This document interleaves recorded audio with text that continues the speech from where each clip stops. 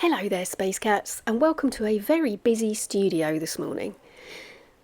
You might be able to hear that the potters have arrived. I missed my opportunity to get this voiceover done before they came, unfortunately.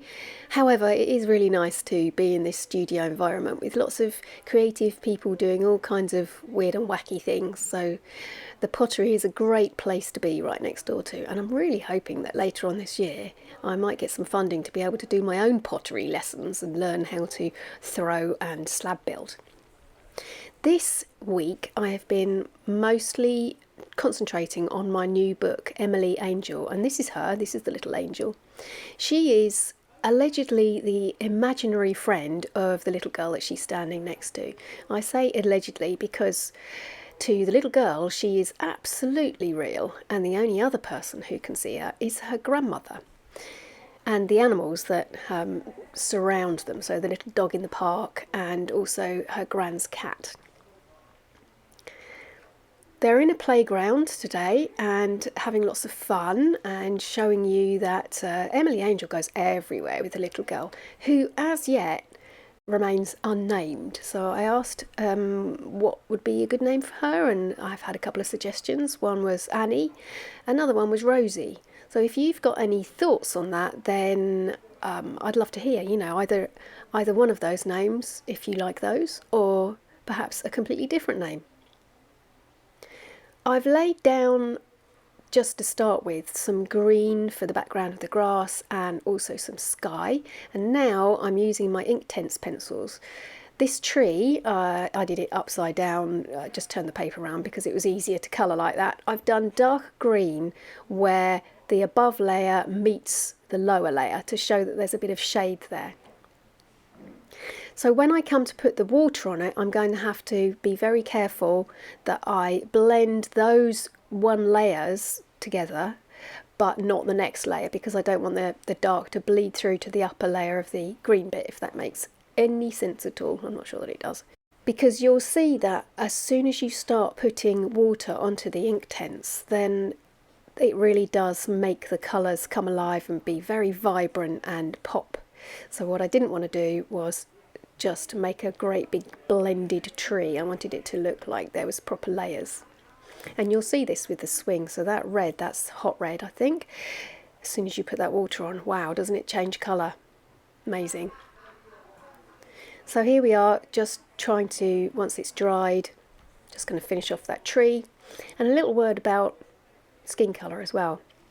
I always mix up my own skin colour in the palette with watercolour paint, because I just can't seem to get it with pencil. So I much prefer to have a good regular result from the watercolours that I know, and that goes for all skin tones. I much prefer to see what it looks like wet on the brush and on the paper than try and rely on a pencil to give me that same quality.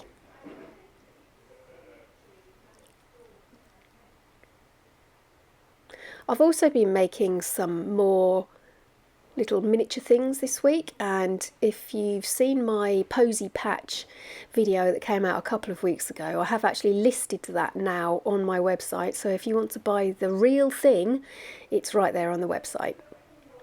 My sister found a lovely shell at the beach, one of those sort of flat, I don't know quite what it is, but it's flat and it's pink.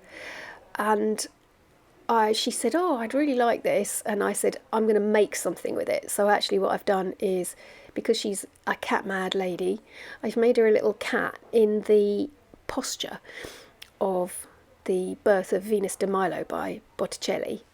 And I've called it the Venus de Meowlo. So here I am, getting back to the important stuff, putting some splats down. I really wanted to make some texture. So I've covered up everything that I do not want to get splatted.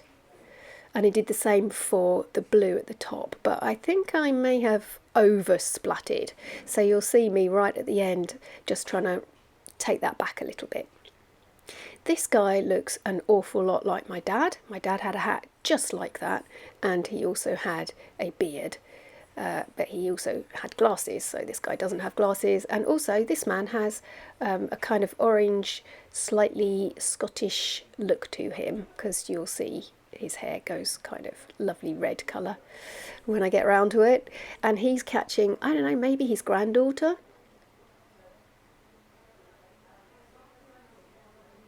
And here's the little doggy who is just waiting for somebody to throw him his ball.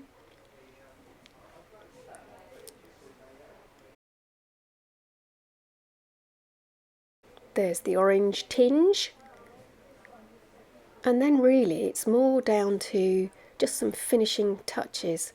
Just doing a few things like putting some shade in places, and just finishing off areas like the grass. And also I wanted to put some shade underneath where the two girls are standing, but I ummed and ahed about whether to put anything underneath Emily Angel. I decided in the end that I would make the little girl's shadow darker and Emily Angel's just a smidge, and that gives you the idea that there is something standing there, but maybe she's just a bit ethereal. And there you go, that's the first spread almost done. So next job is to photograph it or scan it in on my computer. I'm not quite sure which is going to be better. And then add some text to it. So that will be the next job for this spread. And in the meantime, I hope you enjoyed this little unscripted load of old nonsense from my direction. And it's very hot here. We're having a third heat wave in the last month, which is not nice at all. But anyway, at least I finished a piece of work. So if you love picture books as much as I do, then make sure you follow along this series, because I'm going to take you along every step of the way with me. Make sure you subscribe and keep up to date with when my videos come out. Nanu nanu. Hello Space Cats. I've been an illustrator all my life. Well, perhaps not my whole life. And I'm here to show you how I do things, because sharing the love is how we learn, right? I live on a small island off the coast of England, which some think is stuck in the 1950s, but that suits me just fine. I spend my days painting, drinking proper tea, and booping my best buddy. I've been making picture books since 2012 and now have 15 or so published, and I illustrate all things woodland animal, sea creatures and fairy lore. I have playlists on how to make picture books and illustrator tutorials. So if quirky and whimsical and playful describes you, then grab a piece of paper and your weapon of choice and let's get creative.